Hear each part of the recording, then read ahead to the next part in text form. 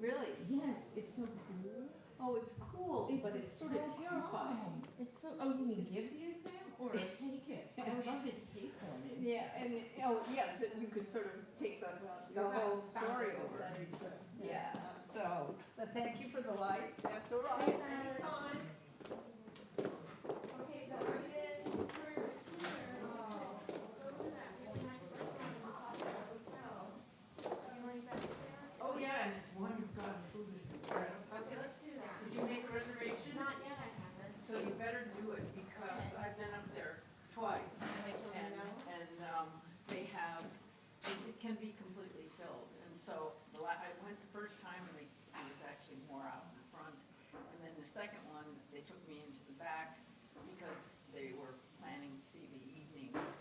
Okay. Yeah. Well, it's just not gonna be, probably early, right? Like, what's the freaking meeting in the morning? I'm not leaving until noon. I tried to change my time and I couldn't do it. Where would you like to sit? Oh, no. I'm last. You're last? I'm last. Well, who's first? You were John. Well, John, obviously will talk. Uh-huh. And then he has an order. We have to run a show, right? And I just don't remember what it is. Yeah, I Because I'm have. I don't have to remember everything. Just have. Who would you like to be? Would you like to be Marcia Jones? Would you like to be? Oh, I don't know. You know, We'll the get guy our own. from- I'm sure we'll get our I own. scared the guy from China to death Oh, because he was talking about petroleum and engineering in China. And historically, everybody has said China didn't have any oil.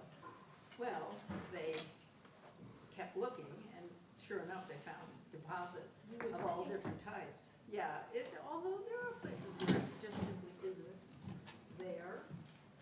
And, It's like a Karen Valencia story, doesn't it? Like, it seems like she knows what she said. oh, she would, yeah, I mean, she did, you know, in terms of. She's no longer with us, right? No, she's alive. Okay. Yeah, good. I don't know if you know Nick Rockler. Nick Rockler was a guy that was one of her PhDs years ago, and he goes and sees her, and I go occasionally and see her. Good, good. But she's completely non-verbal. Oh, So, and it, you know, the question is, how there's no apparent physical failure. So she's has her eyes open, she sits and she walks and she eats. Oh, so it's everything except for this. Yeah, and she doesn't have any sort of Thank you very much. respond at all. And, but she's talking to me every time I go to see her. She's slightly, slowly, she's not getting bigger in any ways, which would suggest that the physical processes are, you know, related to the well-being of the person. But she's not either, just. She's not frail, yeah. Yeah, she's not frail either, so, yeah, it is really fascinating. Yeah, well, we all take different journeys, right? Yeah, yeah. I mean, I think a lot about her because she was just so caring for the students. Yes. And, I mean, really, I'm she gonna would change do it. anything for Yes, the yeah. students. And as a result, it feels like it's such a bad circumstance that she's facing because we don't know whether she's. Totally cognizant of Yeah, what's going on. yeah. I met her through her, just through me and Tawari, and absolutely just adores Karen. And there was one dinner that, I'm just gonna finish real quick. One dinner I had with Ninu, Ninu's mother and Karen, and it was in Boston, it was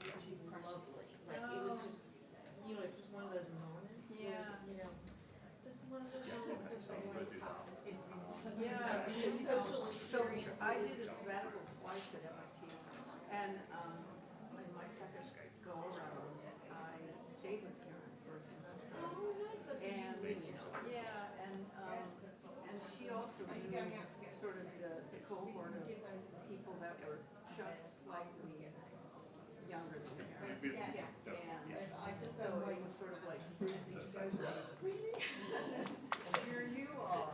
And, but she was just sort of, in her time, we would walk from her house, which was probably a mile, 2 miles, every morning, and she had tennis shoes on and things like that. Things that I wouldn't have thought myself. But I'm wearing tennis shoes. mic'd up Yes. because. Okay, Follow you to wear. Does that mean we have to take our clothes off? No. No, you don't have to, no, you don't have to take Yeah, those just for being recorded. I'm just gonna get my number so you don't when you use it, what's in that YouTube stream thing. About 20 minutes before, just as all the speakers come in to get mics on. It is great. You know, I wore high heels in my bag. But I walked in my My first few shoes. conferences, I used to have. Oh, yeah. This was on, my feet were bleeding. Oh, this is interesting. This is, show us.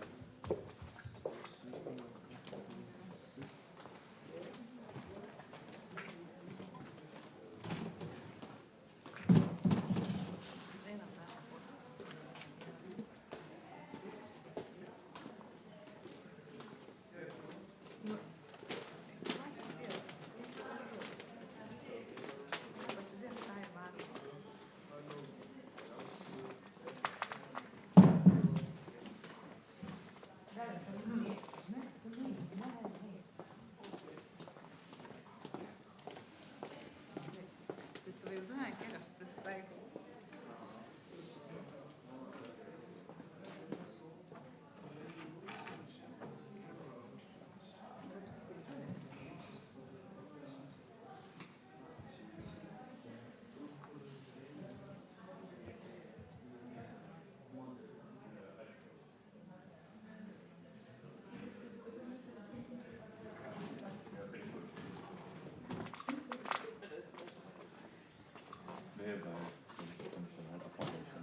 Ja, und ich bleibe vielleicht nicht ganz bis zum Ende, weil.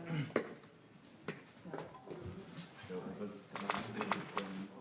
bei uns gestern nach der Session, das machen wir auch der Bildung. Da mache ich so viel Plan von. Aber mein Plan ist auch einmal jetzt, also wenn wir den Forschungsantrag schreiben, mit so Bildungswissenschaftlern und Ingenieuren und so zusammen, und dann die Fragestellung so wie Bildung, einmal die ideale Transformation, das haben wir für politische Gedanken und Technologieentwicklung beeinflusst. Das Gedanken auch seit einem Monat. Und genau, deswegen ist es dann mal gut zu lernen, andere Worte dazu zu machen. Dieser Transformative Education scheint ja irgendwie schon so ein head-executive Konzept zu sein. Ja, also es gibt auch. Bildungsleute noch ein bisschen was zu schreiben, aber. Also da gibt es auch ganz viele Literatur dazu. Also was. Bei mir kommt das an, dass die Forschungsanfrage, also ich bin selber aus der Forschung aus der Ausschreibung, mir ist nicht selber übergeben, das war halt sehr, sehr stark auf Universitäten beziehungsweise Higher Education Institutions bezogen, also Hochschulen waren schon auch dabei. Aber das war irgendwie so der Fokus, also jetzt nichts mit Schulen oder so, das wäre ja nochmal ein ganz anderes Mit Schulen, Thema, aber ne? auch unabhängig von so Erwachsenenbildung oder Lehre, sondern auch Bildung kann auch einfach irgendwie sein. sein, dass die Leute sich halt informieren. Oder man hat irgendwelche Leute. Man macht irgendeinen experimentellen Aufbau, wenn du neue Technologie zeigst, die jetzt auch Leute an die dagegen sind. Und dann guckst du die dagegen und dann machst du eine Bildungsinformation und erzählst du noch ein bisschen was davon, ob das irgendwas verändern kann. Und ich glaube, dieser Bereich ist komplett, weil du gerade eine Transformation hast, dann ist es komplett unterrichtet. Ja, also wir wollen so eine Art Perspektive oder was heißt, versuchen wir machen. Okay. Also das haben wir mal gemacht, wäre mal cool. There she is. You want to get in there? Ja, genau. Also am Schluss. Ja, genau. Ja, das ist jetzt Sehr in in dem Richtung,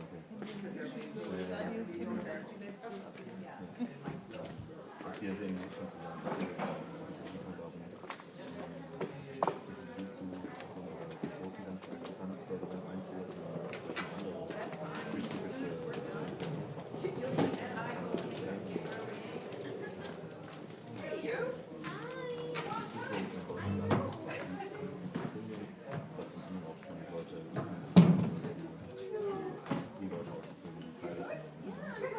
Ja, da ist ja immer dieser Begriff Change Agent.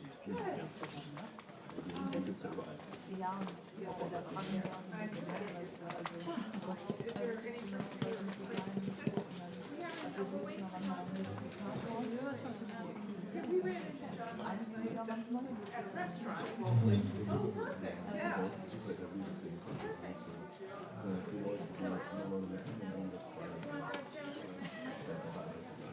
Ja, genau, aber dann geht es ja schon weiter. Also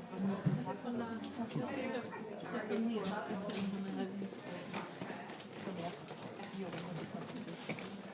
und I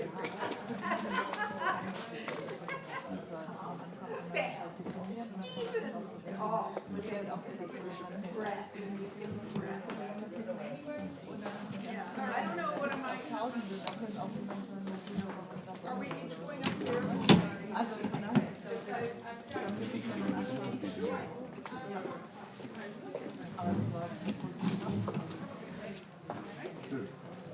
ja, also Ich bin gespannt, wenn so mal Leute sind, die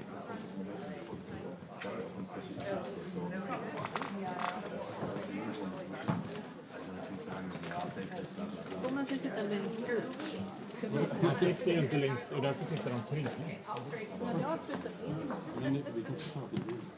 Jag ville bara om jag blir så aber naja, das ist ja also wenn du so willst. Hat auch was einfällt. 15:55. Sådana tänker du? Also irgendwie so ein Ansatz. Och jag måste Oder där var jag. I'm the taller. Då kan ju Gör de så här med dig också? Truppe G, Westberg, Spencer Westberg. måste jag, Expenser måste få plats någonstans. Just det, det är det. Du åker lunch med alla dina experter. Som Pippi Långstrump. Här kommer hon med sin kaffe. Så det vill sitta i.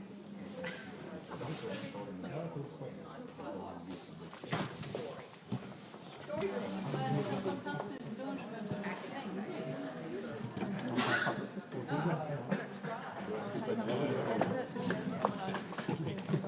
Where's the dartboard? Jag var inte där. Jag kom nu. Jag är lite ledsen.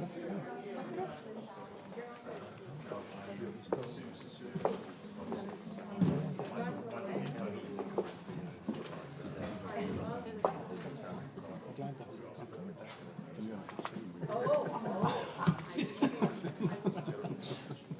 Jag håller faktiskt på.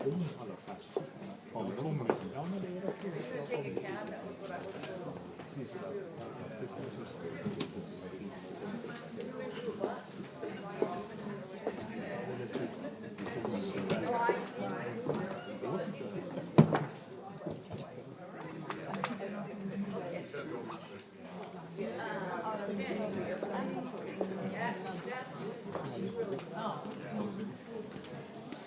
Men tekniken, jag har Jo, men det är bra.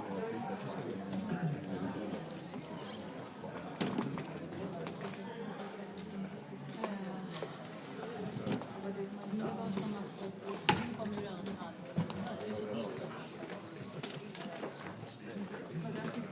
Som är liksom helt så okej, man sätter ner dem så jag tror det är bra. Jag kan inte vara såhär, jag måste gå. Men jag tror att jo, men alltså det är mera men hon är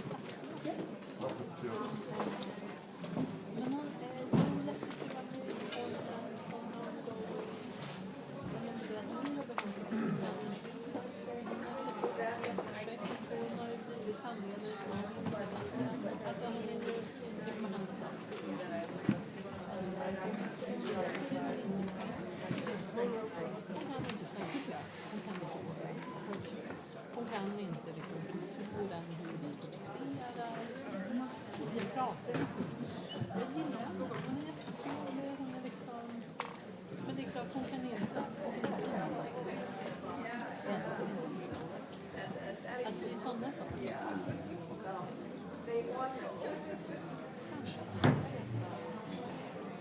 Men inte på ett sätt. Och det är så här. Jo, men du kan ju inte handla det svenska.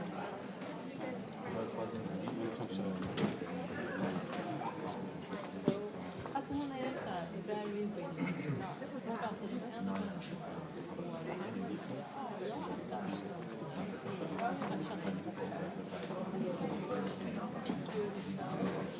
Vi rekryterar ju henne till den här kandidaten.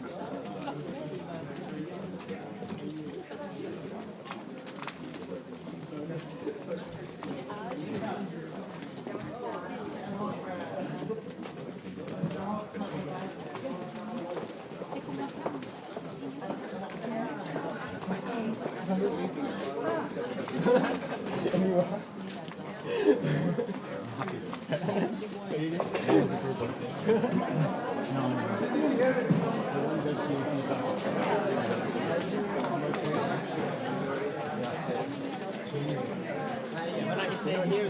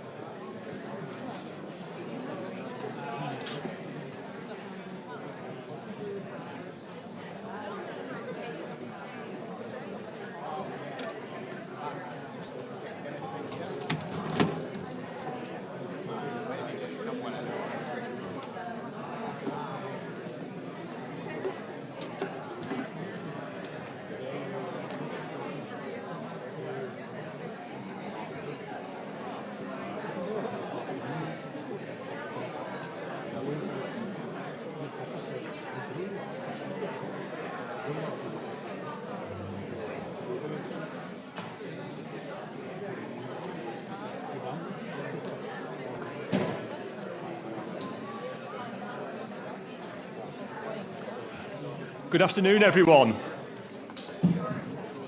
Thank you. Good afternoon and welcome to this, the Regional Studies Annual Lecture, which doubles as the closing plenary for this, the 2026 Regional Studies Association Conference here in Gothenburg. My name is John Harrison from Loughborough University in the UK, and I'm here today in my capacity as the section editor for Urban and Regional Horizons, which is part of the Regional Studies Journal. My role here today, and I'm very pleased to do this, is to chair the session and introduce our three esteemed speakers who are going to enthuse us and motivate us as we close the conference. The format is that I'm going to spend approximately 10 minutes just introducing the speakers, but also the purpose of the session and what we hope to achieve from it. And then each of the speakers is going to have approximately 15 minutes, and then there'll be time for questions and answers and comments from you, the audience. We will then, at 3 o'clock, seamlessly transition into a very short closing of the conference with a few thank yous, and then we'll be all done by 3:15. The title for today's plenary session is Broadening Regional Horizons, Regional Studies, Policy and Development in an Age of Uncertainty. It's my pleasure to introduce our three speakers. Firstly, Joan Fitzgerald. Joan is Professor of Urban and Public Policy at Northeastern University. Her work focuses on urban climate action and strategies for linking it to equity, economic development and innovation. Joan is well known to us, most recently serving as Editor-in-Chief of the RSA Regions and Cities book series. We then have Amy Glassmeyer. Amy is Professor of Economic Geography and Regional Planning at MIT, where she's a member of the Lab on Regional Innovation and Spatial Analysis. Amy is also currently the President of the RSA. And then we have Jennifer Clark, Knowlton School Distinguished Professor and Head of City Regional Planning Section at The Ohio State University. Jennifer is also the current Editor-in-Chief of Regional Studies and therefore my boss.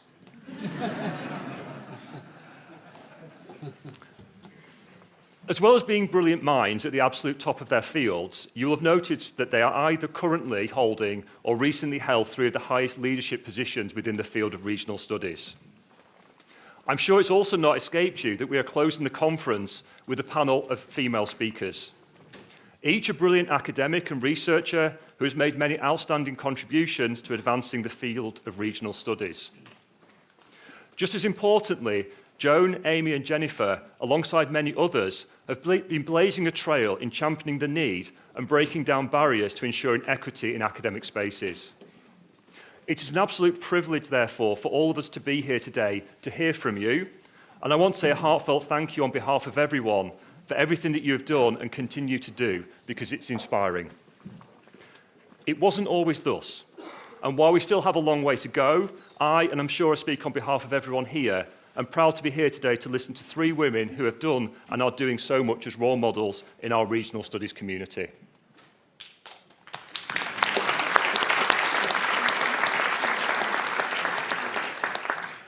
It will also not have escaped you to notice that Joan, Amy and Jennifer are all based in the United States. It is not by accident that we have a panel of US scholars. You'll also notice that the main title for this Regional Studies annual lecture focuses on broadening regional horizons. This is reflected in something that we've been looking to do with this and future Regional Studies annual lectures, which we're going to do at the kind of RSA annual conferences in the years ahead. And that is to invite a speaker or assemble a panel of contributors to reflect on what we have learned, can continue to learn, and will learn from engaging more closely with regional issues and regional researchers from different geographical contexts. So assuming that this works, so no pressure, we have the intention to select different geographical contexts to frame future Regional Studies annual lectures at this conference going forward. So why, you might ask, are we starting with the US? Well, the Regional Studies Association celebrated its 60th birthday last year. Don't worry if you missed it, or are missing birthday celebrations, because next year, Regional Studies, the journal, celebrates its 60th birthday. So this year could be a little bit like the middle child syndrome. You know the idea of the children born between an older and a younger sibling who may feel overlooked or less valued. Well, if you want reasons to cheer, those of you who know about journals and journal publishing, impact factors came out yesterday. So if we're going to have a reason to celebrate in 2026, Regional Studies impact factors leapt up from 4.2 to 5.9.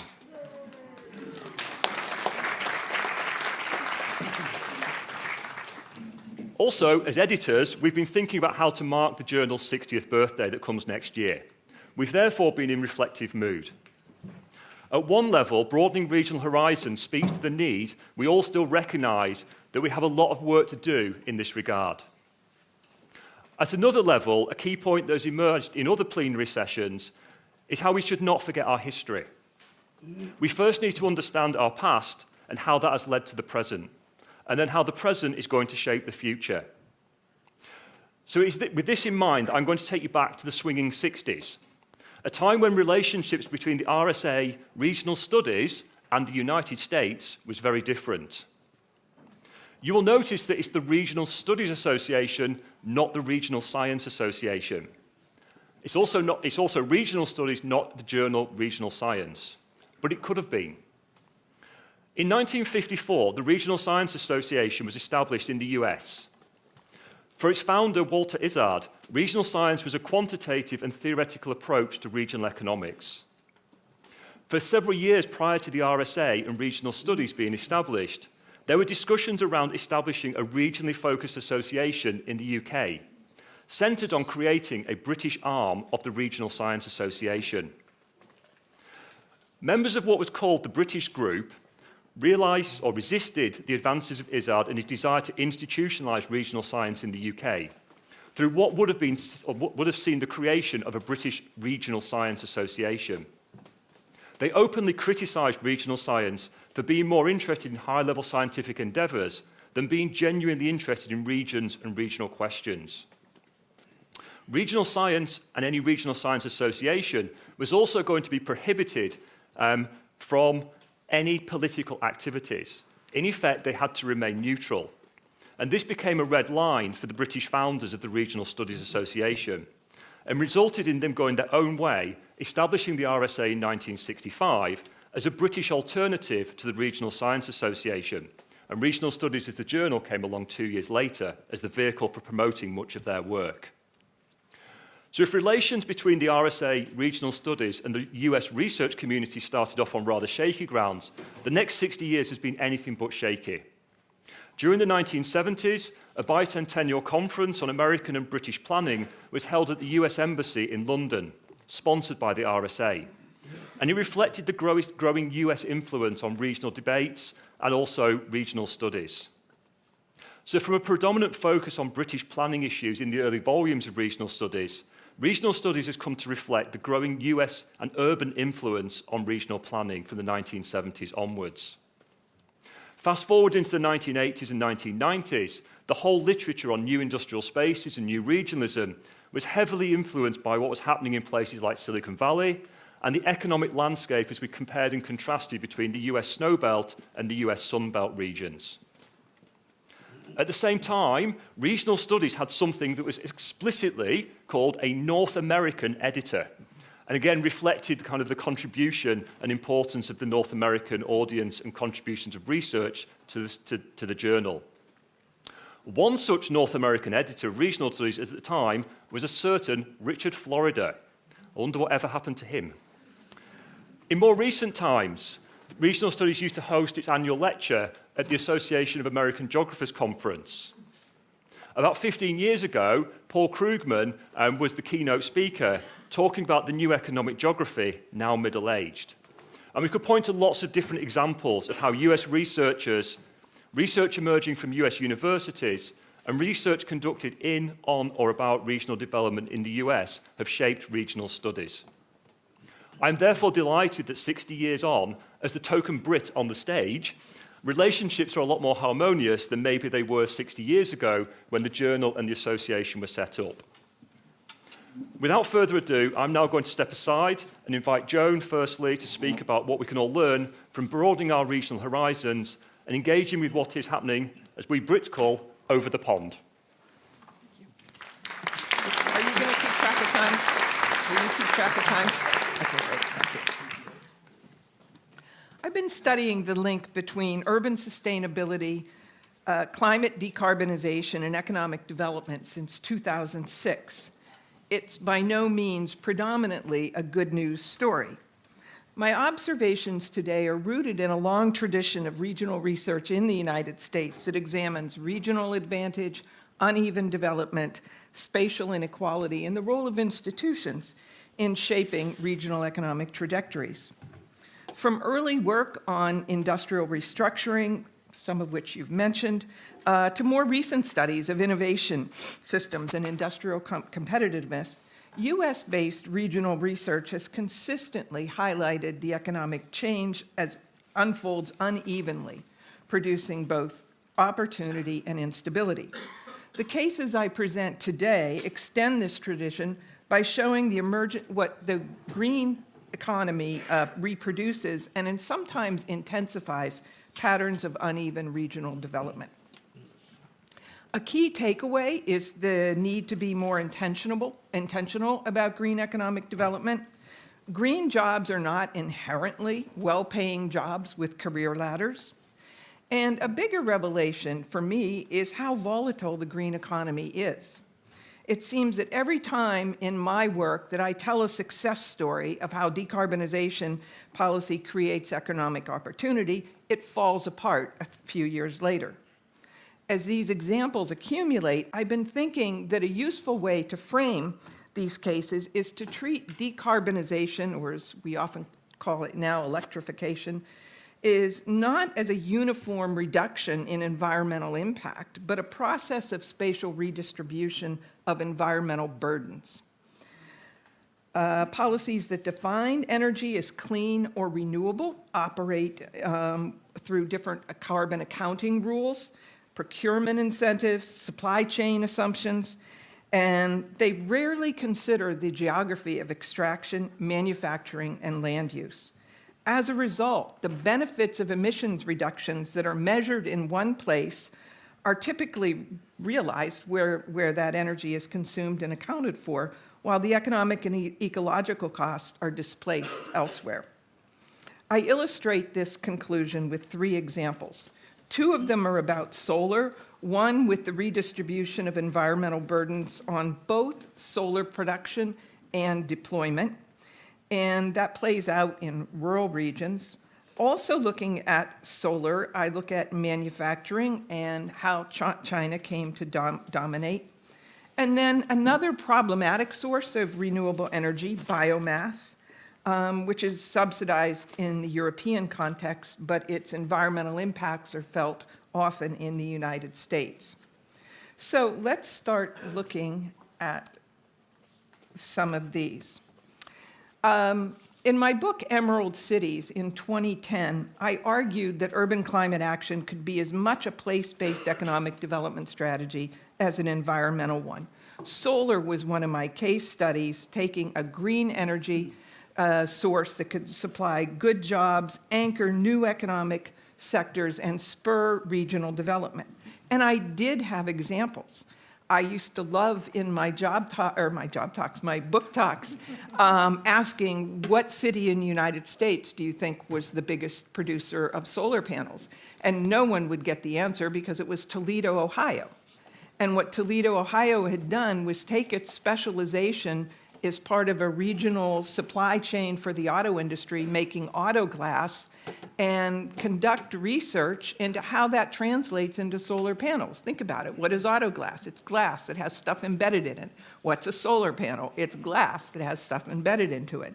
And so First Solar started its first plant in Toledo, Ohio, and generated a number of spin-off companies around it. Well, that good news story that I told fell apart less than a decade later.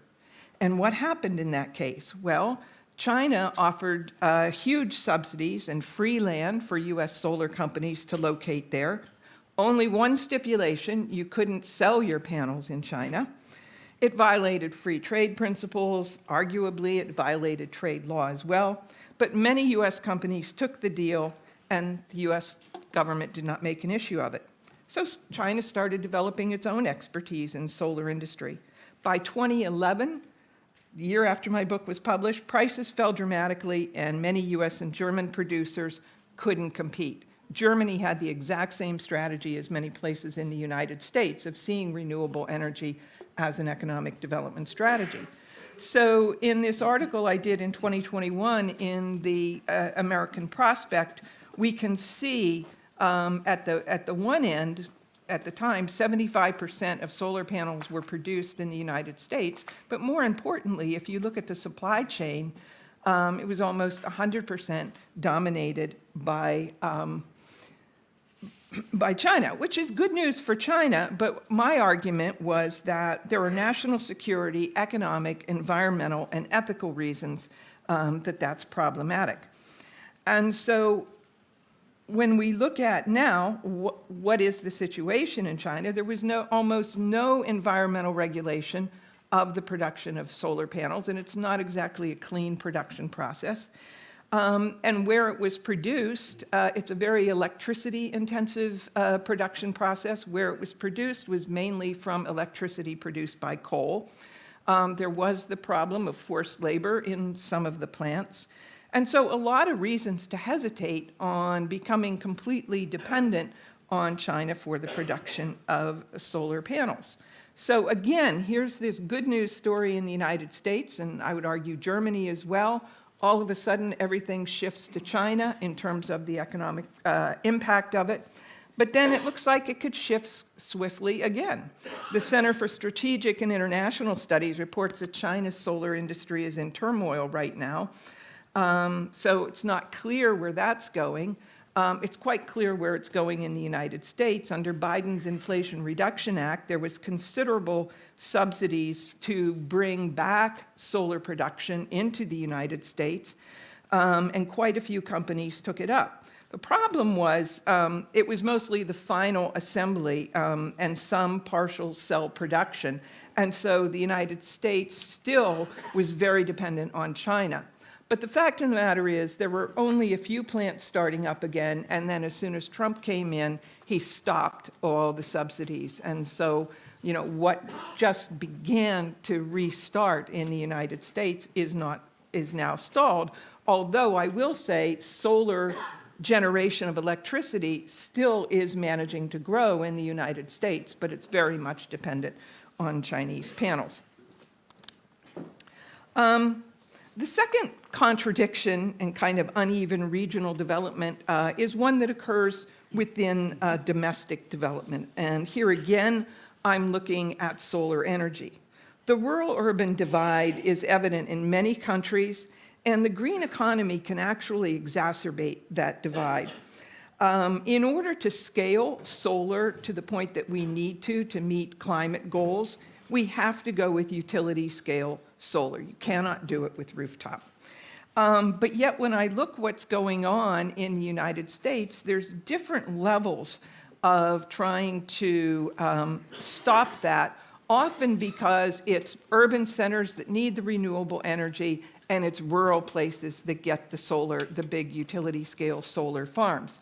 So as you can see from these examples in the UK and the US, a lot of rural areas are starting to object to having their land covered with solar panels. In some cases, they say it interferes with agricultural and agricultural production where they're putting solar farms. And so that tension is slowing down a lot of solar production in the United States. I don't know if it's slowing it down in the UK or just creating conflict at this point. Then there's a more political element to it that's just kind of mind-boggling in the United States. And I'll give you the example of Utah, a red state that had economy was tied up with fossil fuels and coal in particular, but still had Operation Gigawatt in 2024. They wanted to double their power production in the state, and they emphasized solar, to some extent, nuclear and geothermal. But the red legislature, despite this, that it was creating jobs, creating economic development, decided to get rid of the solar tax credits and actually impose a new tax on solar, about $1,000 per megawatt, because it was supposedly to protect endangered species. So you ask the question, why would elected officials want to destroy its solar development when a University of Utah study calculated that they were 12th in production in solar and creating more, fourth for per capita jobs? And the answer is strictly political. A quote from their House Speaker, "We want a divorce from the 3 states that don't look like Utah." And that's who was buying their solar energy. So it's a real case of biting off your nose to spite your face going on there. The final example I want to talk about is biomass as an extractive green development. So most of you in here know that the European Union's 2009 Renewable Energy Directive counts burning wood pellets as zero-emission at the smokestack and thus eligible for subsidies. And you can see a bit of the cycle that goes on there. In 2018, the EU increased the quotas for renewable energy, and there's debate. A lot of people consider burning biomass as polluting as fossil fuels. But let's leave that aside for now. Currently, where we are is biomass produces 60% of the EU's renewable energy mix, and the EU consumes about 75% of the world's wood pellets.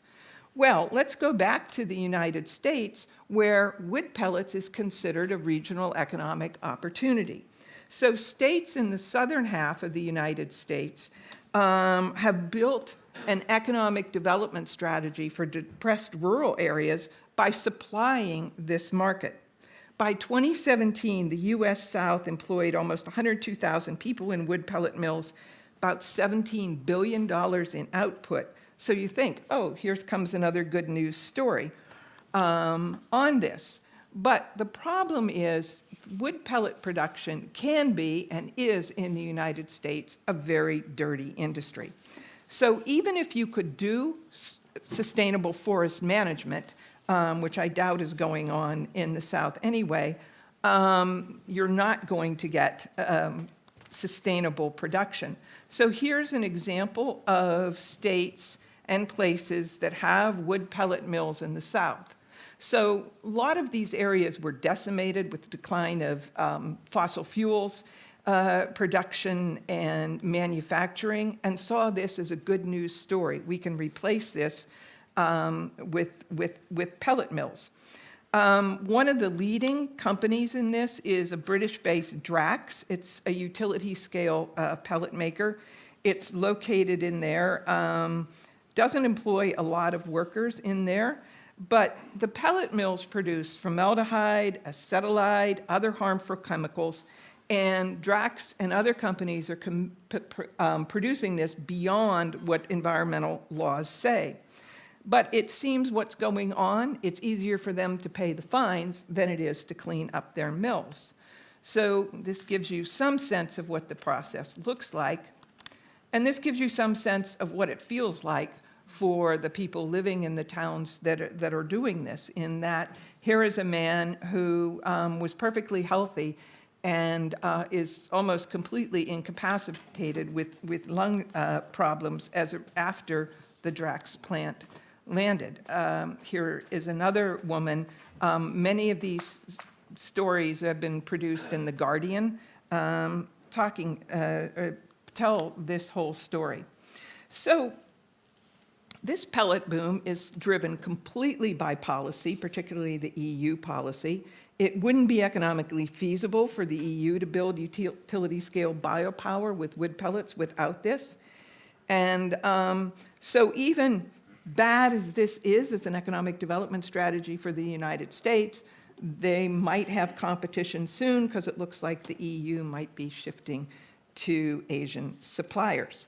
So let me just conclude by saying that these conflicts question the extent to which the green transition can underpin regional economic development strategies. Much of the political and policy appeal of climate action that I've been advocating for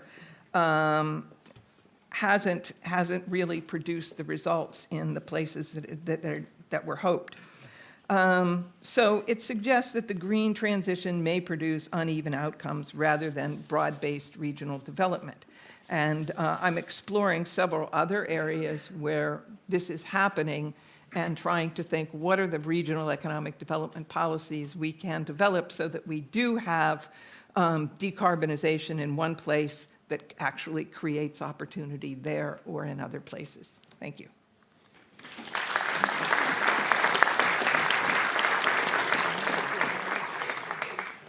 Thank you very much, Joan. So we'll take questions at the end after all three presenters have made their presentation. So over to Amy. Thank you, and thank you for the opportunity to speak today. This is a kind of story that I'm not used to speaking about. And I really am an economic geographer, and I carry around pieces of equipment, and I am interested in what people are doing and how much they're doing it and things like that. But I also teach, but my life changed when I moved to an engineering and science university. And as you all know, what's going on in the United States, if you read the newspapers, you can get a sense that there's a pretty big set of turmoil circumstances that are unfolding where we live. And on top of that, we've essentially failed to consider what the consequences are for the trajectory that we're on.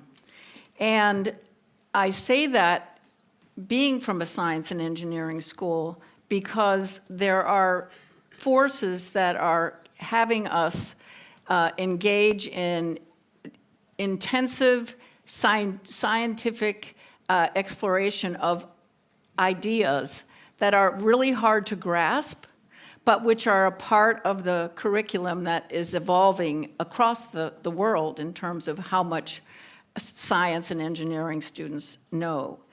And one of the reasons why I'm interested in this is because we're actually not capable right now of figuring out how to enable students to grasp the complexity of the world today. And instead of actually either slowing it down or changing what we're doing, we're actually speeding it up and assuming that a human being can absorb the kind of knowledge that is on the street today. So the topic that I want to talk about is, the title is, How Do Societies Reproduce Capability Across Generations? Tacit Knowledge, Development, and the Challenge of Collective Adaptation.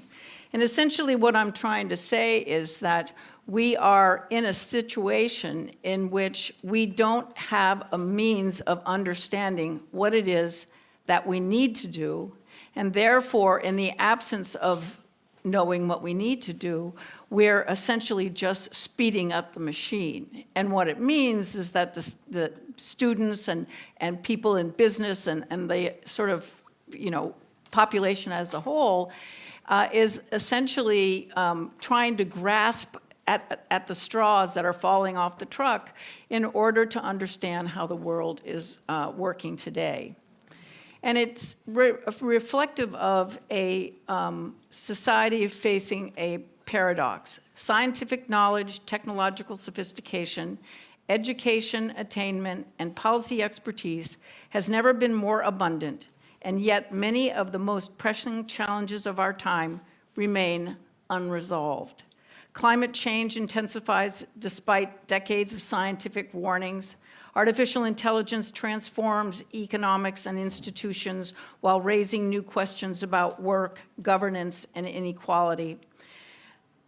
Democratic systems are struggling to address increasingly complex social and economic problems, and public confidence in institutions has weakened even as societies become more dependent upon them. The modern worlds appear characterized by an unusual combination of unprecedented knowledge and persistence, difficulty adapting in a rapid era of change. In this paper, what I want to do is look backwards in history a little bit, and I also want to try to give you a sense for what it's like when we're moving so quickly without any understanding of what the prospect of where we're going, that the consequences have some serious contextual issues in mind. So this concern has deep intellectual roots. Aristotle distinguished between abstract knowledge, technical skill, and practical wisdom, arguing that effective action depends not simply on knowing, but on exercising judgment under conditions of uncertainty. Michael Polanyi later demonstrated that much of what enables effective action cannot be fully articulated or codified. Tacit knowledge emerges through participation, experience, observation, and practice. Building on the Polanyi, Merrick Gertler emphasized the tacit knowledge is embedded within institutions, relationships. It is also socially and geographically embedded within institutions, relationships, and communities of practice. Learning and learning and adaptation therefore depends upon environments that enable knowledge to be transmitted, interpreted, and renewed across generations. Amartya Sen's capability approach provides a further step of shifting attention from resources and assets toward the ability of individuals and society to convert those resources into meaningful forms of action and well-being.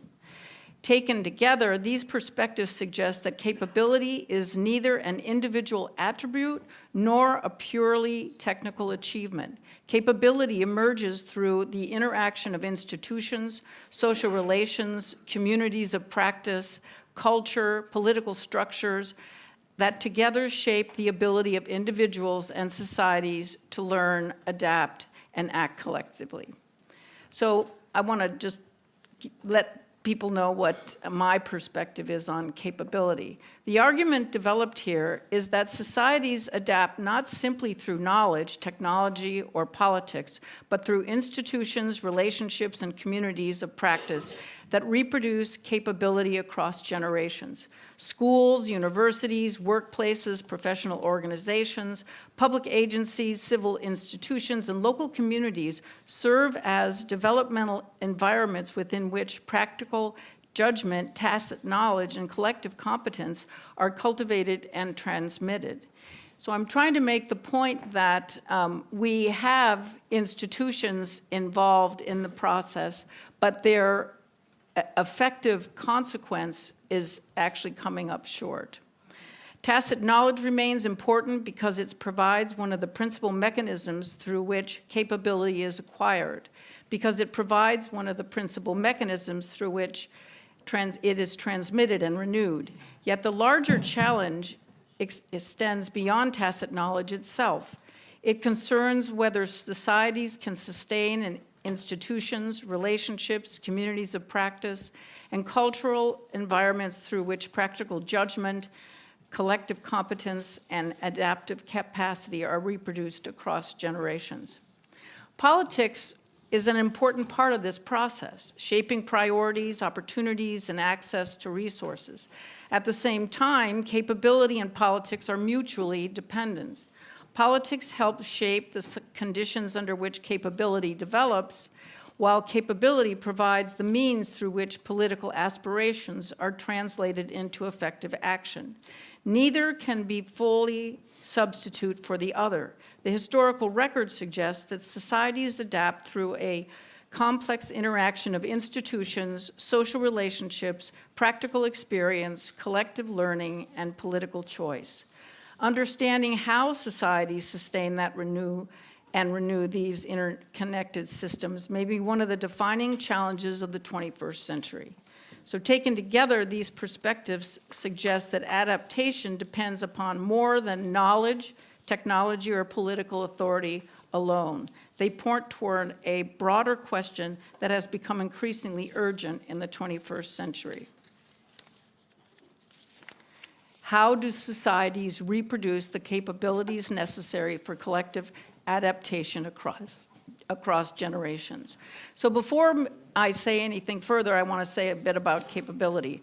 Before addressing this question, it is necessary to clarify what I mean by capability. In this paper, capability refers to something broader and more consequential. Capability is the ability of individuals, organizations, and societies to mobilize knowledge, judgment, institutions, and resources to achieve desired outcomes under real-world conditions. This definition distinguishes capability from information. Individuals may possess substantial knowledge while lacking the capacity to apply it effectively.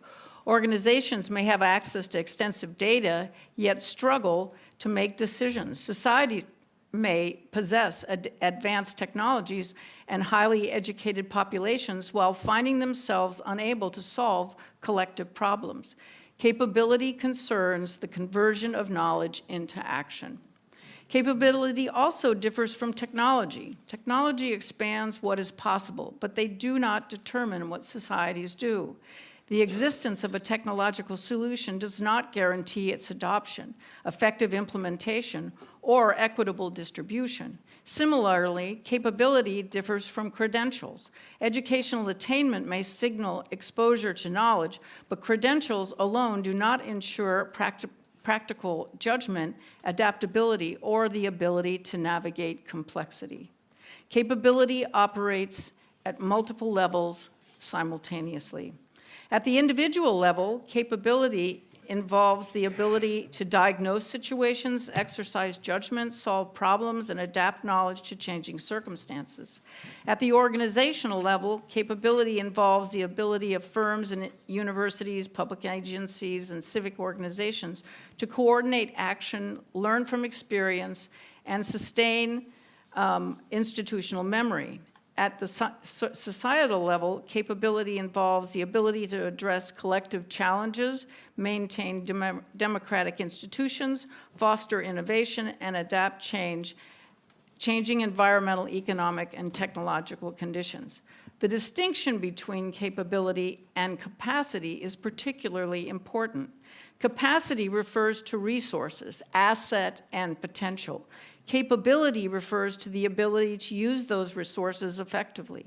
Contemporary development discourse often conflates the two, yet a society may possess extraordinary capacity while exhibiting limited capability. The difference becomes particularly visible in contemporary discussions of technology and economic development.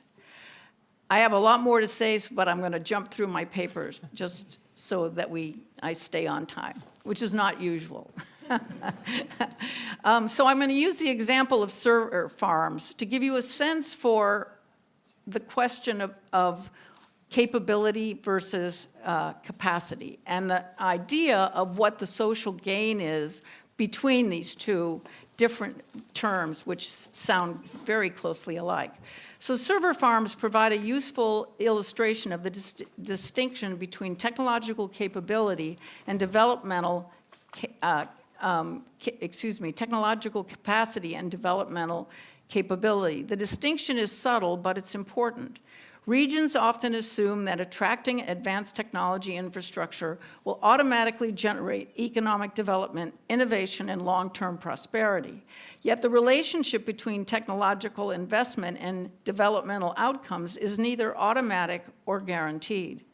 Across the United States and much of the world, regions are competing aggressively to attract data centers, artificial intelligence infrastructure, hyperscale cloud facilities, and other forms of computational capacity. State and local governments frequently offer tax incentives, infrastructure investments, expedited permitting, and favorable regulatory relief, and in the hopes of securing these projects. The rationale is straightforward. Such investments are expected to create jobs, stimulate innovation, and attract additional firms, increase tax revenues, and improve regional competitiveness. Yet the developmental benefits associated with these facilities are often less obvious than the public rhetoric surrounding it suggests. Once construction is complete, many data centers are almost completely autonomous, with no one or very few people working inside. And they have tremendous physical features which are consequences of the kind of technology that it involves. The most valuable aspect of these technologies is intellectual property, software development, strategic decision-making, and financial returns frequently remain concentrated elsewhere in distant metropolitan regions where technological firms maintain headquarters and research laboratories. As a result, a region may host substantial technological infrastructure while experiencing relatively limited gains in its own developmental capabilities. This distinction reveals an important limitation in many of the contemporary development strategies we are facing today. Policymakers often assume that investment in technology will naturally produce economic transformation, but history tells us otherwise. Development depends not simply on the acquisition of assets, but on the ability of individuals, organizations, and institutions to learn from, adapt to, and build upon these assets. So the point that I'm making is the kinds of things that we're investing in today, the way that we are actually approaching their existence in communities have really grave consequences. Uprooting small towns, removing various types of vegetation that are critical in lots of different settings. And the bottom line is you can't guarantee that there's going to be an outcome that's been talked about the whole time a project like this is proposed. So these questions shift attention from technological capacity to developmental capability. A region may possess extraordinary computational resources while remaining dependent upon expertise, decision-making, and innovation generated elsewhere. Conversely, a region with fewer technological assets may possess strong institutions, robust networks of collaboration, and effective systems for cultivating talent. The difference lies not simply in what a region owns, but in what a region can do. So technological capacity may be purchased, but developmental capability must be cultivated.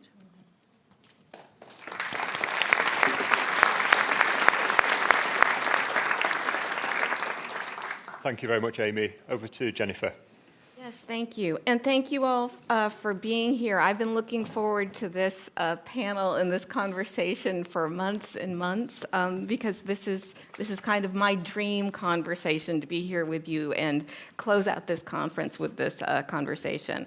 So yesterday I had the opportunity to discuss a fascinating new book that from the RSA Regions and Cities book series, which is Regions in Evolution, A History of Regional Planning by Daniel Galland, Mark Tweeder-Jones, and John Harrison over here. Some of you were in that conversation with us. And among other things, the book discusses some key decisions in the life of the Regional Studies Association and the evolution of the journal Regional Studies. So, of course, as the current editor-in-chief of Regional Studies, I am a bit of a captive audience for this book. I probably enjoyed it more than anyone else as it traced the transitions in the field, the association, and the journal. But when I was making comments yesterday, I sort of reserved some of my thoughts for today, because when commenting on the work of colleagues, one is always confronted by the challenge of focusing on what is present in the work or highlighting what is absent. And since I knew this panel was coming a day later, I knew that in the case of this particular book, Regions in Evolution, A History of Regional Planning, it was really crucial to understand that the authors were really conscious of the book's function as a history rather than the history of regional planning. The method and design of the project traced that which was published in the journal and present in public debates, the discussions that reached formal platforms, the discussions for which there was a space at that time within regional studies. So of course, there's always another story, another history to be told, and I actually join my colleagues up here today in representing another thread in that history as it converges with the mainstream history of Regional Studies Association and regional studies. So that is super fun for me today. Although gender or feminist epistemologies inform the pluralist approaches present in my work and that of other North American regional planning scholars who identify as women, our work is not about gender per se, as you can see. But it is aligned with a thread of scholarship that has existed in largely, though not exclusively, North American regional economic development planning for 3 generations now. This work is overtly policy-driven, which was obvious from our conversation already. This tradition is rarely preoccupied with ideological battles masquerading as methodological debates. It is consciously pluralist. It has always cared about inequality and the drivers of it rather than modeling economic growth as an exercise. It is often performed by scholars institutionally located outside of geography, economic departments, or business schools.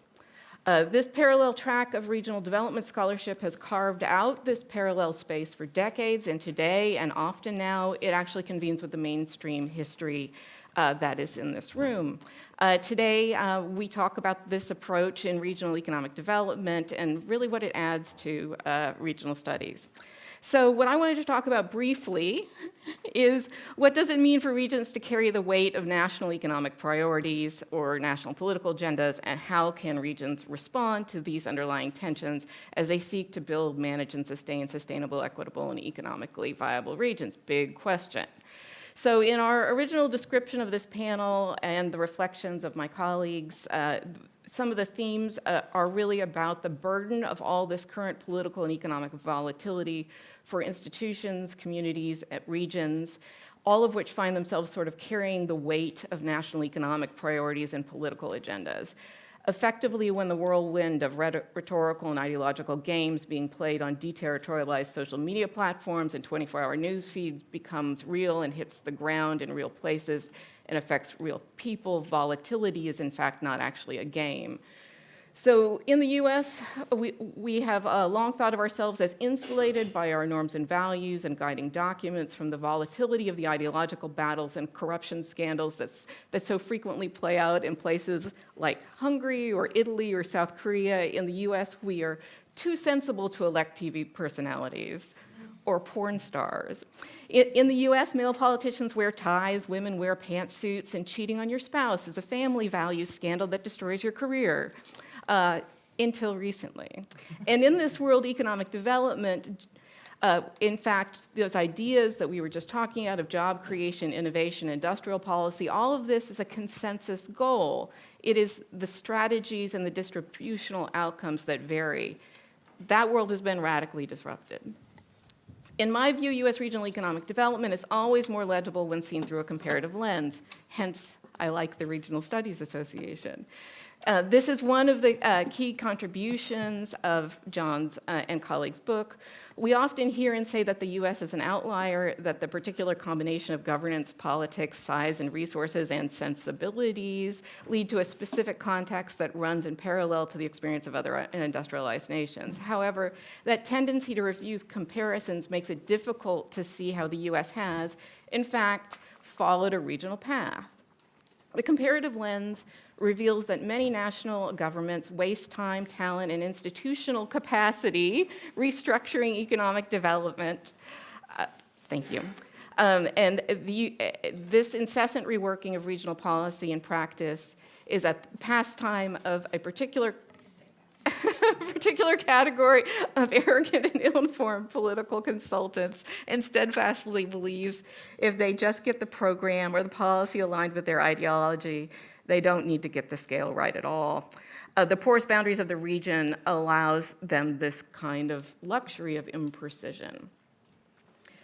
So when we talk about who's carrying the weight of a national economic development strategy, which has been riding a wave of neoliberal devolution for some time, this is both uneven in terms of pace of change and geographical coverage. This has been going on for half a century. We are principally actually talking about city regions, and to a far, far lesser extent to the states in which they're located and how they handle this volatility. States that may have the jurisdictional or legislative responsibility to provide that policy support, but abdicate that obligation to mere national political priorities, and that's what we're seeing in the US now. The result is a growing gap where essential hard and soft infrastructure is left underfunded, and alternatively over or under-regulated, specifically things like education, women's health, transportation. So of course, devolution is not new, and neither is uneven development. States have various priorities and capacities. They invest or disinvest according to that capacity and a sense of political expediency. And the federal government pulling back from funding for basic economic development investments from education to infrastructure is part of a very, very long trend. Whether that is austerity or ideology varies. Cities who have the capacity to act in such a mercurial environment are simply in a different league from their colleagues, and that capacity to act is determined by both revenue and administrative capacity. Maybe I mean capability. What we are seeing today is both the porous boundaries in a federal system between national, state, and local responsibilities when it comes to administrative domains in places where we would expect that flux and flow, but additionally, we are seeing what happens when those porous boundaries are not determined by functionality or efficiency or even ideology, but rather by perceived and short-term political tactical positioning. In other words, these trends are not forms of the same devolutionary phenomenon. They are different phenomena, and they serve different purposes. What we are observing is that places with greater institutional thickness, those denser, deeper capacities across public and civic domains, are more resilient in this context. And places that previously relied more heavily on the federal government or even their state governments for hard and soft infrastructure, because they were later to the project of industrialization, urbanization, the knowledge economy, are finding a less access to healthcare, education, infrastructure, broadly speaking, assets than before, and are becoming increasingly unsustainable. In other words, wealthier places are proving more resilient because they were, and they are, and they will remain wealthier places. Concepts like leveling up, lagging regions, and now seem like naive projects born of 20th century preoccupation with outmoded concepts like opportunity, access, and distributional equity. None of this is a problem, of course, if your economic ideology embraces a national economic strategy which intends uneven development and is predicated on exploiting it. This is an ideology that wants bifurcated labor markets, no environmental standards or infrastructure quality requirements, no basic housing or healthcare or education, because it seeks to create a landscape that allows a high road economy in some places co-located with a low road one. Inequality is a feature, not a bug. The good news is that places with capacities are holding on. State and local actors are working with firms to restructure R&D strategies previously focused directly on carbon transitions and sustainable materials to more subtle and incremental interventions. They are adjusting to new tariffs and abrupt cuts in consumer subsidies, thus far by shifting rather than shedding production. Simultaneously, educational and civic institutions and state governments are quietly plugging budget holes and backfilling gaps by rethinking what are need-to-haves as opposed to what are nice-to-haves. At the community level, things have now evolved from stopgap GoFundMe campaigns to intentional and more enduring networks of mutual aid. Communities of shared interest are organizing. Solidarity is creeping into the lexicon again. Which brings us to the reality, which is both a wake-up call and an opportunity. We never did get around to designing the civic infrastructure of the 21st century. We still don't really teach endogenous development. We still often view endogeneity as a methodological flaw rather than as a policy goal. In policy design, we still have not shifted from poverty alleviation to development. Despite the fact that J.K. Gibson Graham and others would point out that civic infrastructure is economic development and is the only real bulwark against the precarity, which is the core problem.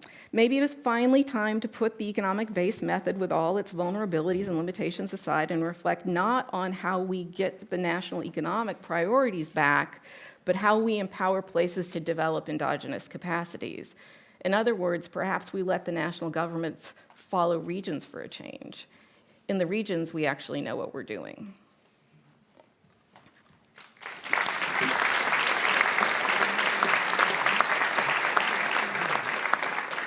Brilliant. Thank you very much. We've got approximately half an hour left in the session for kind of comments, questions.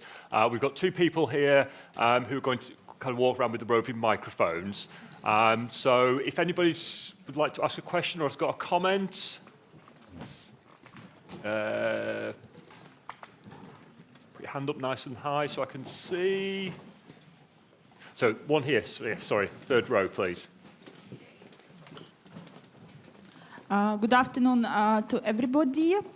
My name is Maria Rastvorova, and I have already presented myself here. So I'm a both associate professor at the Krok University in Kyiv, and also I am a postdoc researcher at the University of Graz.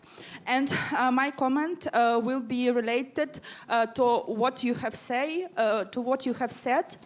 but it will have more human-related dimension, because here we do regional studies and human geography. And I would like also to brought up publicly one ethical issue and about as well solidarity with Ukraine, and within the age of uncertainty, within this unfortunately increasing military threat from Russia.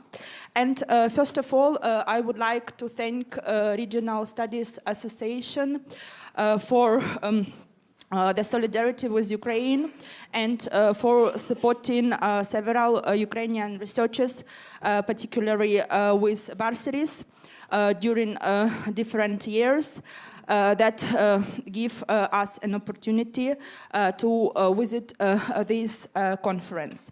And there are many, many examples on how within professional networks, including Regional Studies Association, this threat of security issue and solidarity is very concrete. And also, I would like not to give this example, but still I would like to give some example of a very declarative type of the solidarity with Ukraine, which actually also has took place within this Regional Studies Association, which I sincerely love. And from this perspective, considering that very soon, hopefully, Ukraine will go through a post-war recovery, and as well that there are many studies about, for example, Ukrainian migrants worldwide, and especially in European countries. I would like to tell this story and to put actually as a concrete or a rhetoric question about the ethical approach to this research, and as like some issues were personal, but due to the war, they have become more societal. Here, I would like to speak not from behalf of my universities, but here I would like to speak as a Ukrainian researcher at risk. And so, within this association, I've has faced some story much before. My alma mater and me, my former alma mater, and me as well, were collaborating with a Lithuanian Center of Social Sciences much before the war in 2017 and before. And then when actually the full-scale invasion has been started, I was evacuated from Kyiv to Vinnytsia, and Lithuanian Center of Social Research posted photos that they support Ukraine with Ukrainian flags, while when I met Donatas Burneika here in person, he didn't ask me how I am. So I would like to state that I here do regional studies and we do human geography research, and how human should we be, not only on societal level, but also when we think about these people with this experience. Thank you. Yeah, thank you very much. I think I'm quite sincere, but this is this space for this. Yeah, no, thank you very much. I think just to say, I think it's really brave for you to stand up and to say those and to share that in such a public forum. And I think, speaking as somebody, so as well as being one of the editors of Regional Studies, I'm also on the board, as is Jennifer. And I think it's really important as an association that we have the opportunity for people to share and be open about various different issues. And I think what I would just connect back to, I think it's where the presentations on the panel kind of arrived at towards the end, was around this kind of idea of responsibility and being able to give a platform for raising important issues. So thank you very much for doing that. And I think it's something that, we very much welcome. And so thank you. Okay. Well done. Okay. Two hands together. So, yeah. Make a decision. be interesting to see if you've been copying each other's notes as to asking the same question. So, go on. Hi, this is Lennart Grün from Leibniz University Hannover. This question goes, I think, mostly to you, Amy. And I was wondering, because also there's like this wording of like age of uncertainty, like it's a phase, right? And you were mentioning like this thing that like everything, the complexity of our society is speeding up and become more and more complex, and it's harder and harder for society to kind of like manage this complexity. What is your perspective on like, is this like an age or phase that will go over, or is it just like the beginning of even more and more uncertainty that we can deal with at any point in time? That's a really good question. And because of the place where I work, I walk in and out of the circumstance on a regular basis. The United States is in a situation of deep discord, and we ourselves are in such a closed setting that the consequences really are circulating within ourselves, but it's also the case that it's difficult to discuss some of the topics and experiences that are taking place. I happen to be on an academic committee that raised the question of whether or not we're pouring so much into somebody and then we're expecting them to be able to pour it back out, when in fact we don't have the sensitivity of the consequences of someone who's, you know, running in a hamster roll, because that's how science and engineering is going. In the U.S. context now, one of the experiences that we have is the sort of closure of the availability of people from all over the world to be able to come to our educational institutions. And as a consequence, it's really setting us and ourselves somewhat feeling isolated, because part of being able to have an international community is that it gives you the insights that you might not have yourself, and you can engage in new ideas, and there's a sense of camaraderie and support.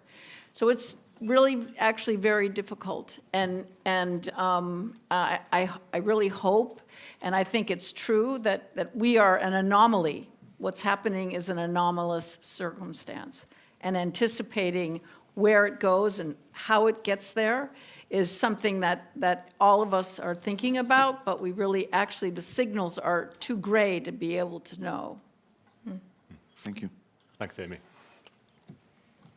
Hello, my name is Dylan Fernals Hartman. I'm from the University of Wyoming in the United States, and thinking about the U.S. context and this idea of there's going to be a future project where we have to rebuild U.S. institutional capacity, and we're also observing AI displacing entry-level positions at a much higher rate than mid and senior level positions, kind of limiting opportunities for young people to get this practical experience.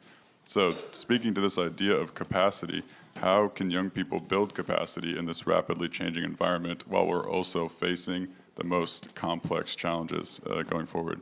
Thanks. So there's a difference between capacity and capability. And it's our responsibility as educators to actually figure out what that means for us. And I don't think that we have necessarily always carried the banner of explanation for what that means. And that's why we have concerns about young minds going through really intense transformation, but then not having the tools to know what to do with that in a manner that allows their lives to be effective and secure.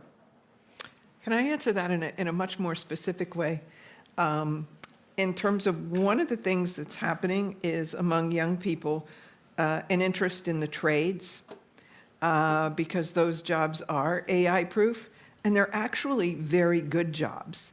And when we look at renewable energy and decarbonization of buildings, some of those jobs are really important. And so, you know, there can be a good news side to that in terms of jobs in the green economy.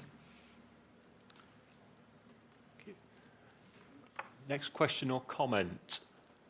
Oh, sorry, yeah, thank you. It's working? Okay.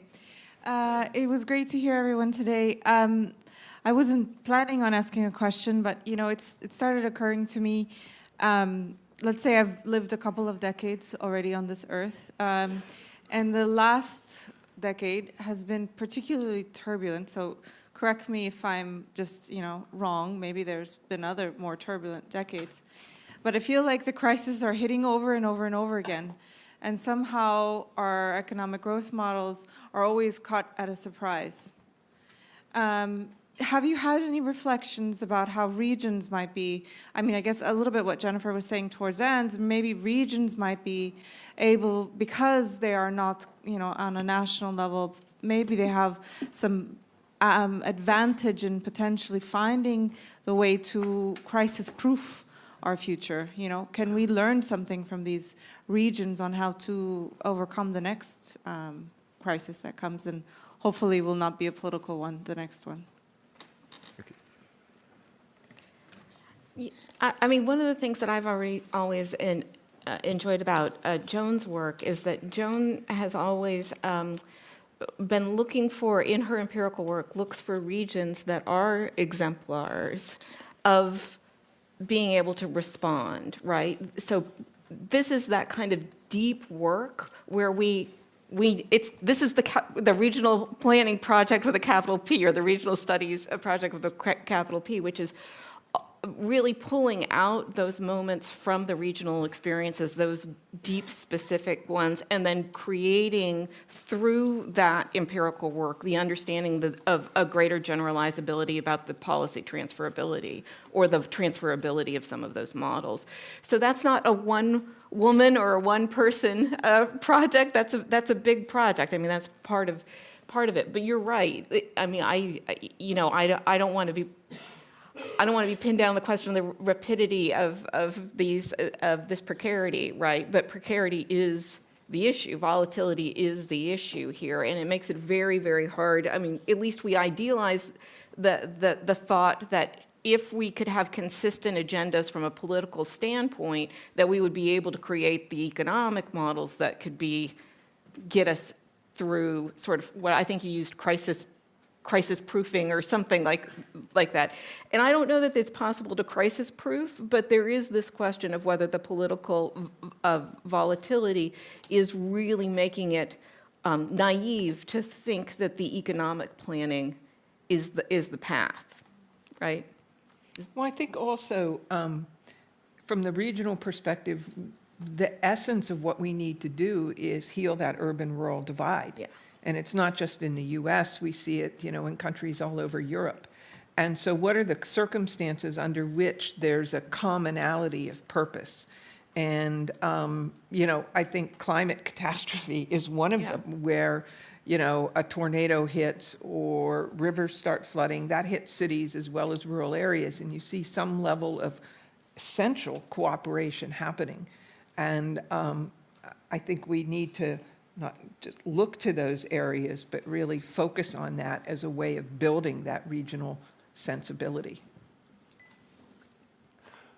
Thank you. So I think we've got one up there. So if you do want to ask questions as we're taking them and answering them, please keep your hands up and then we'll be able to identify you. So we've got one up there and then we're going over there. Hello, thank you for your presentation. My name is Albertos Konstantinis from University of Groningen. I want to ask, as geographers, age of uncertainty for whom? I mean, there are countries that this age of uncertainty, it's a state of permanency for the last decades. And more of that, beyond geographically speaking, even socially speaking, the post-World War period, if we say that it was a period of certainty, let's say a golden era, was it golden or a period of certainty for everyone? What about women? What about migrants? What about all these excluded from this certainty? Thank you. Yes. So in my paper, I use the example of the after the Second World War as an example of how the circumstances were such that in order for people to evolve, they understood that they had to change what they were doing. They weren't acting like robots. They were acting like people that had feelings and had sentiments about exactly what they would do and how they would learn. And there's a lot of really interesting work that's been done and books that have been written that actually talk about these moments at which people are more aligned and recognizing that the way forward is a positive consequence for the groups as a whole. I acknowledge the fact that both women, migrants, and a whole set of other circumstances were not addressed, but there is this capacity for people to actually organize effectively, and in that process, capability actually forms. It doesn't form unless it has some sort of unique sense that it's a common good.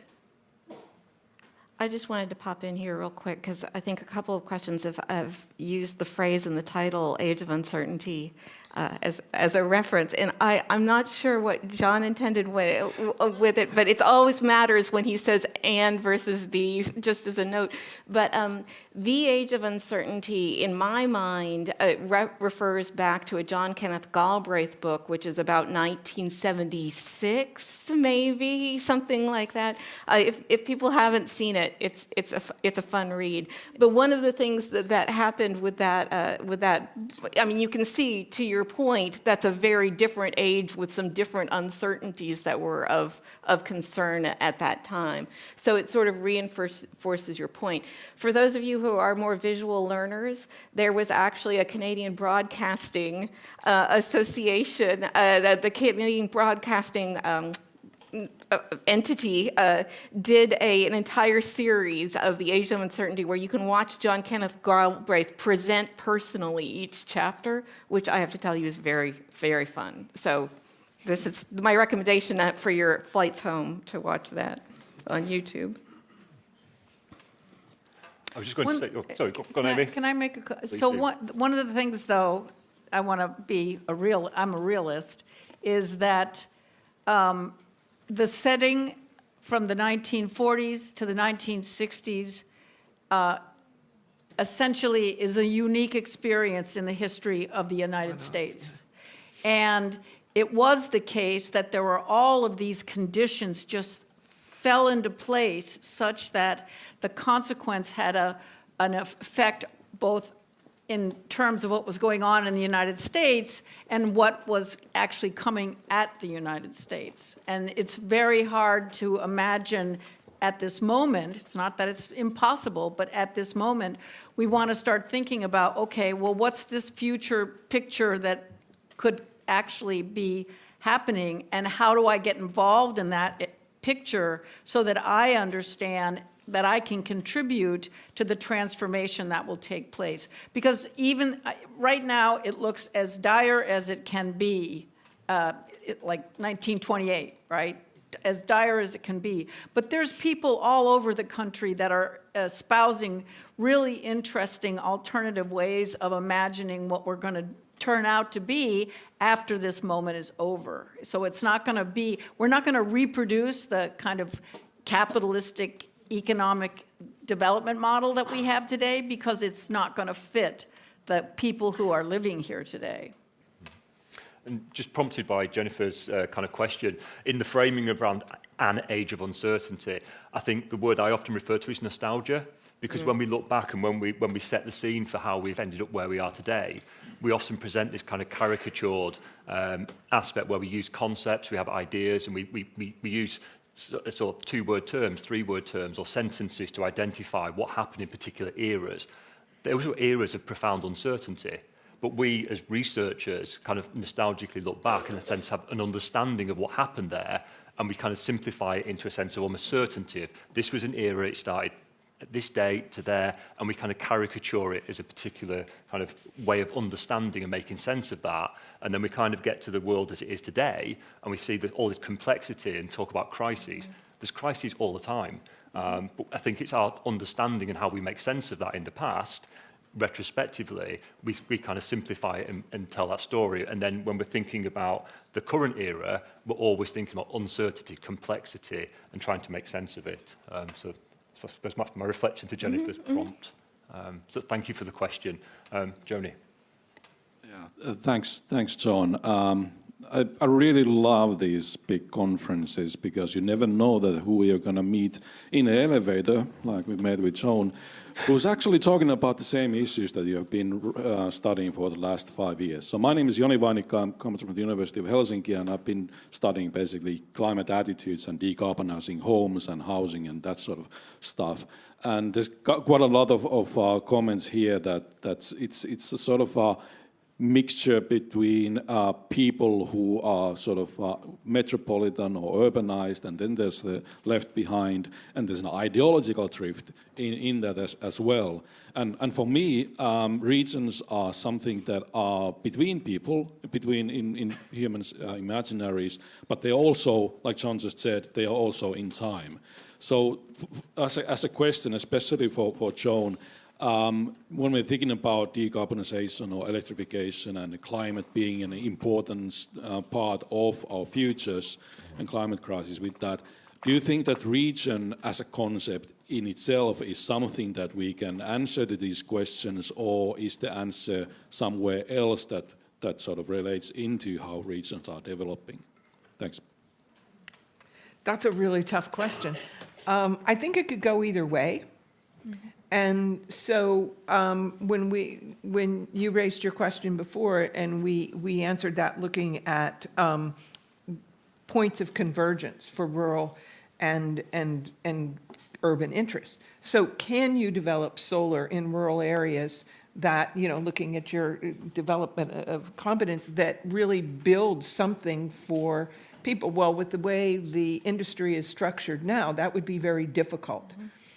Could that happen with geothermal networks? Perhaps there's more possibilities there. So you have to almost look at it sector by sector to determine where those connections are.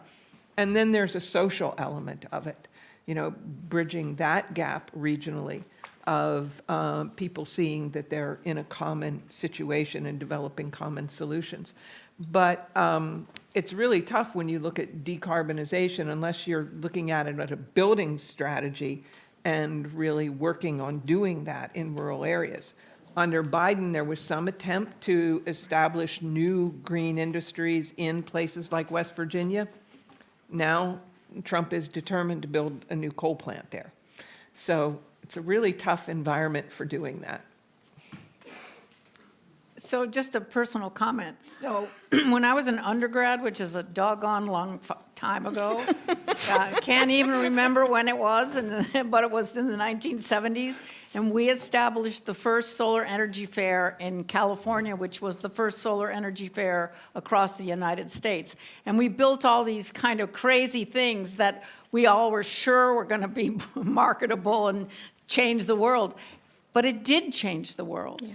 Because it had that sense for the people that were there, and then the state of California, and then, it was disjarred by the fact of the price of oil and the whole set of circumstances that other levels of politics actually influenced. But for sure, it's not that it's going to stop. It's just going to morph into some other form. And the question then becomes, how does a citizen participate in this process? Once you know what you know, you should be generous and explain what it is you know, so that that person that you're talking to can go back home and say to their dad or their mother and say, you know what, we need something about like this, because it's about communication. We're sort of log jammed in terms of just exactly what we're capable of talking about now. And I think we have to open that up and not be afraid. I mean, there are places where you can and need to be afraid. There are certain institutional contexts where you shouldn't say a single thing, but you can always mutter under your breath. Thank you very much. We've got a question here in the middle. Yep. Thank you. And thank you all for your comments and speeches. My name is Ranveig Edda. I'm a researcher at Nord University in northern Norway. And I've spent my life as a researcher in really peripheral regions in the Arctic, for the most part. Oh, that's so tough. So, after listening to all of you, I don't know if it's a comment or a question, it's somewhere in between. Regarding our responsibilities as researchers, because we help create the myths, the knowledge and the views of what is success, who can achieve it, and how to do it. And based on some of your comments, I don't think we are good enough at telling the stories of the unlikely winners.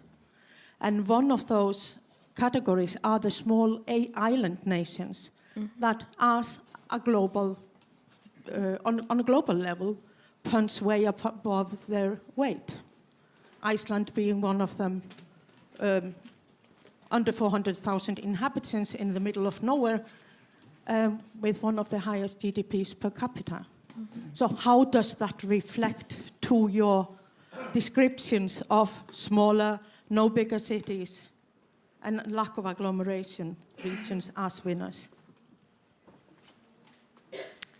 Well, I think, when you talk about the small island nations and, if this conversation were to extend to the global south, we'd be finding all kinds of different conclusions in terms of the inequities and inequalities.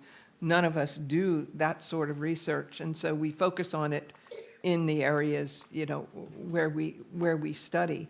But even, within the United States, the project I'm working on now is very applied in terms of, it's called reparative planning. How do we undo the harm of previous rounds of environmental degradation, segregation, and so forth?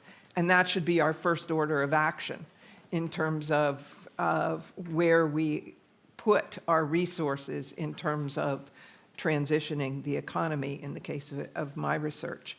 I think all of us have varying degrees where universities support a co-creation kind of research with people in communities.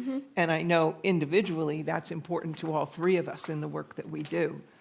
Anyone else want to?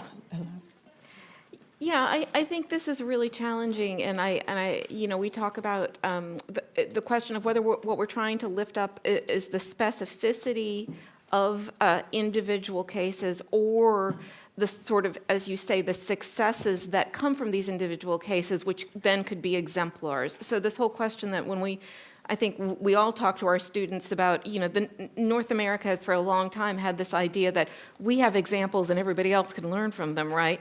And so, for a while, we've been teaching our students, no, it's the flow of examples goes in every direction, right? And so I think there's things like that we have to work to destabilize that idea that the learning flows from the dominant narrative to the peripheral examples, right? There are some incredible things going on, which means that for all of us, I think you used the word ethical, we have an obligation to not just say, oh, I don't need to know anything about Iceland, I don't study Iceland. No, there may still be something that's going on in this example that comes forward, right? That said, none of us can be experts on the specificity of the cultures that are not our own in the level of detail it will require to do that, which is, again, I think why Joan was using the term co-creation and that collaboration, right? So there is an ethics to it, I would say. Okay, we've probably got time for one more question if we have one. Looking around. Okay. Well, I think that's a really good place to finish. I'll just kind of pick up a little bit on that last question. I think the key thing I would always say, and we've obviously framed this panel around a kind of particular perspective, thinking about the contribution of kind of US research and research on the US to regional studies. And the idea is that we're going to take these panels forward at future conferences and shine a spotlight on different geographical contexts. I think the overriding thing for me is always, it doesn't matter where the research is, it's what we learn from that. So I think that's the most important part of this, and certainly as an editor of the journal, one of the things that we always look for is what we learn. And I think that's the key thing to always think about, is like whether it's a very specific place or whether it's much more generalizable or a comparative study that's international. The scale of the research and the location is less important. It's much more about kind of the knowledge contribution and our understanding. And actually, quite often with these cases, they're exemplars in different ways. They're exemplars that challenge the conventional way of thinking. And that's certainly, speaking, I suppose, corporate bit in terms of regional studies, is the type of research and papers that we'd like to invite to the journal. So just briefly to wrap up this before moving into the kind of the closing of the conference itself, can I just say thank you to the three speakers for the kind of for their initial papers, but then also for the way that they've responded to the questions. So please join me in thanking Jennifer, Amy, and Joan.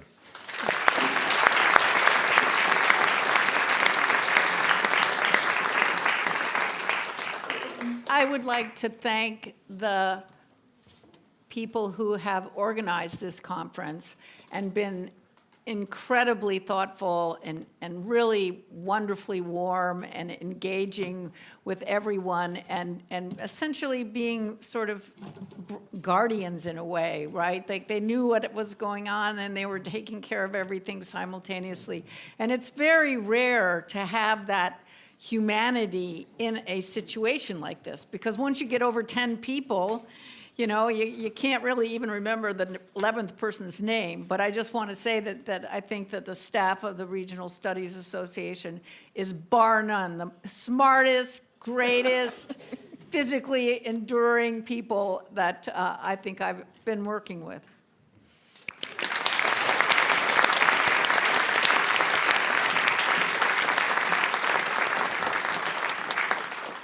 Thank you very much, Amy. I couldn't echo your comments any stronger.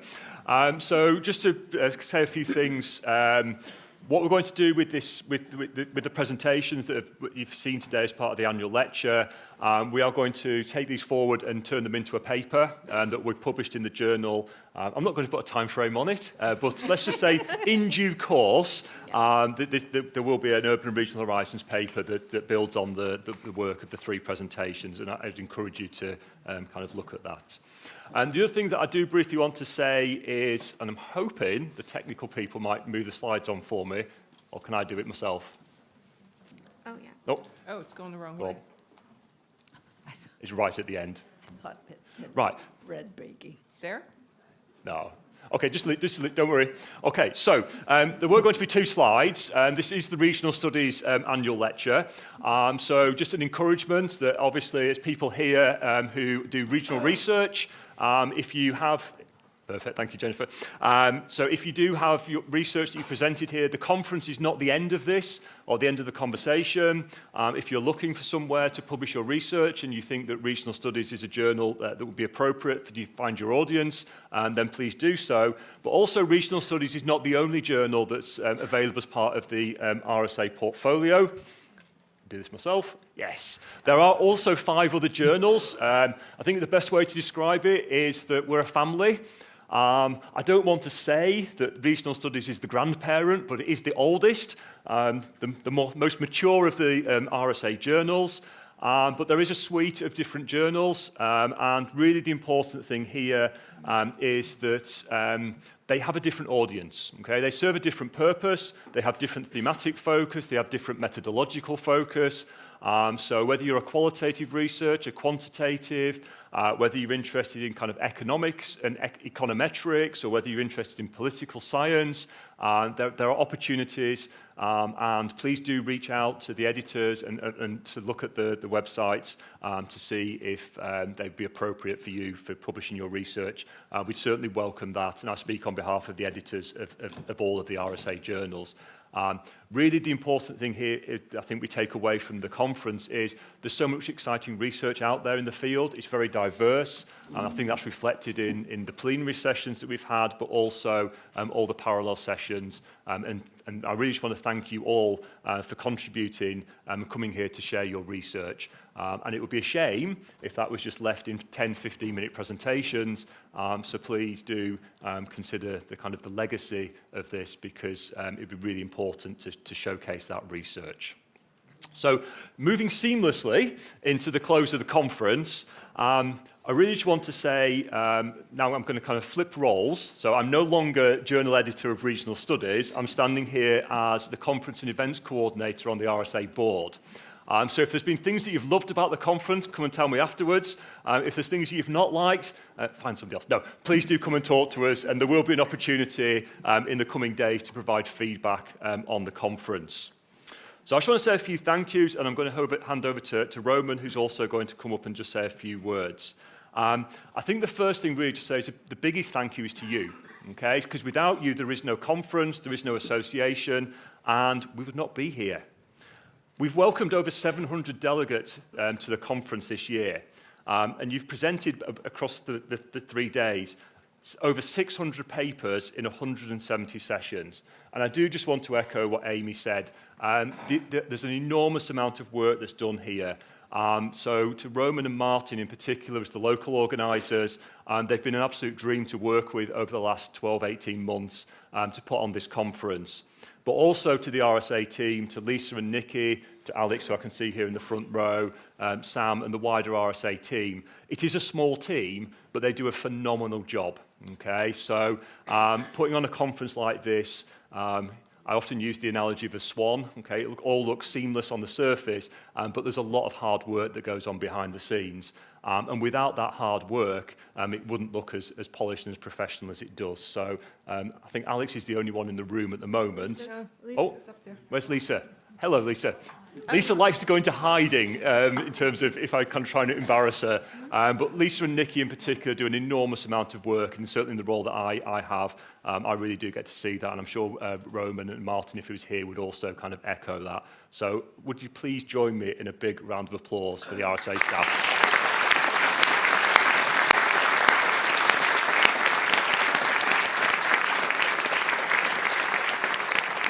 In doing this, I'm trying not to steal Roman's thunder because I know he wants to say a few thank yous. I'm just going to say a couple more and then I'll hand over.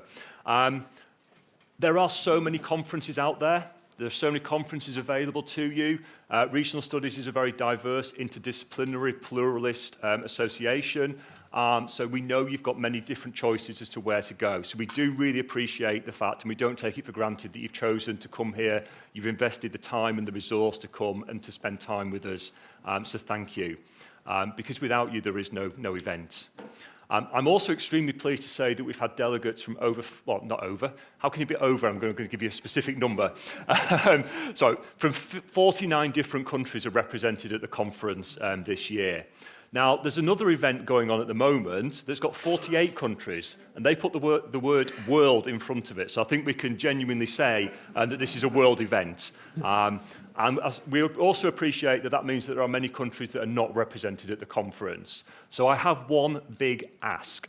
And that big ask is if you enjoyed yourself, go and tell your friends. Okay? Please reach out to people who you think would benefit and would benefit from engagement, that they have something to contribute to. We're really keen to kind of continue to diversify the association and to kind of broaden, as the title of the previous plenary was, our regional horizons.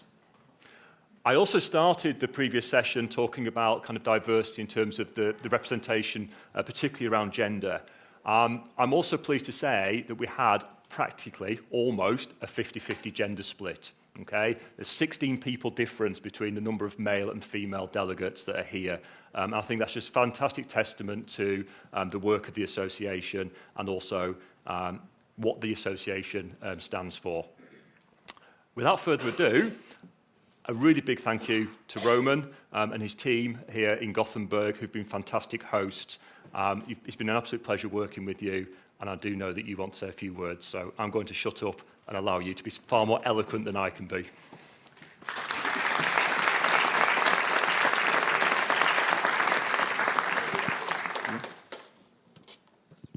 Hello? Okay, can you hear me? No.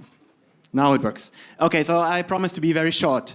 But I still want to say that making such a conference happen is just a fantastic thing. This conference is a large and complex social machine involving really hundreds of people. These hundreds of people work together in an organized but also often very chaotic way. But everything and everyone with a lot of goodwill and the ambition to make it work. So first of all, there are all the presenters with the ambition to give good presentations. The session chairs with the ambition to organize meaningful sessions. And then also the keynote speakers with the ambition to stimulate a broader discussion. So this conference is a great and collective effort. But then there's also the machinery around it. The chefs and staff in the kitchen catering for 700 people.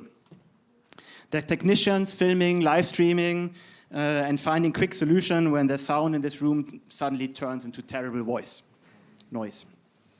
So I cannot acknowledge everyone who has contributed to making this complex machine run, but still I want to express my gratitude to the people from the RSA, particularly Lisa, Nikki, and Alex, who are the most experienced conference organizers I have ever met and will probably ever meet.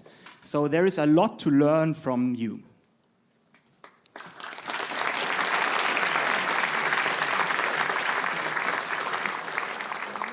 Then I would like to thank the student volunteers spending the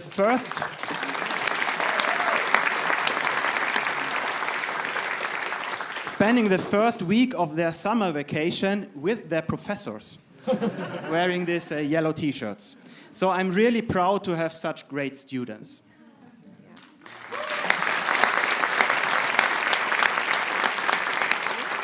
And then there are two persons I particularly want to highlight. Our postdoc, Yifei Wang,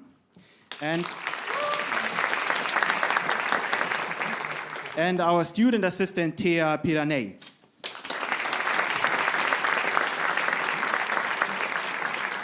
You have been the central gear in this complex conference machine, keeping everything moving and holding it all together. You two are just wonderful.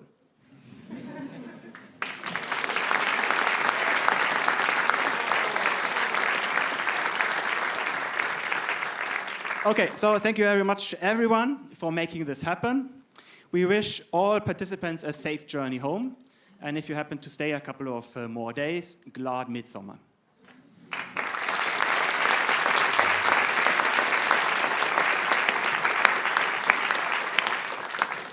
Okay, so I promise I'm not going to keep you for more than 30 seconds. I do just want to thank one other group of people, and those are the people that are not here with us today. And what I mean by that is, I think it's important to reflect that it's a privilege that we get the opportunity to be here. But I'm sure that many of you have got people at home in your workplaces who are picking up quite a bit of the burden, kind of connecting back to the plenary, the burden of work that enables us to come and do what we love doing and call it work. Okay, so I'm sure there's many people here who've got grandparents, partners, friends of families who are helping. You've got colleagues who are probably picking up things in the workplace, professional services staff, etc., who've enabled that. And I really like the fact that Roman paid particular attention to the technical staff that have supported us this week, the chefs and other people. I think it's really important that we all recognise that. So if I have one request, okay, I think I've already used up my request. This will be the second request, okay. Do please say thank you to those people, all right, either by WhatsApp now or any other messaging service or when you get home, okay? So it's something I think is really important that we reflect on the fact that what enables us to do the things that we're passionate about. Last things, safe travels, and hopefully see you in Madrid in about 12 months' time.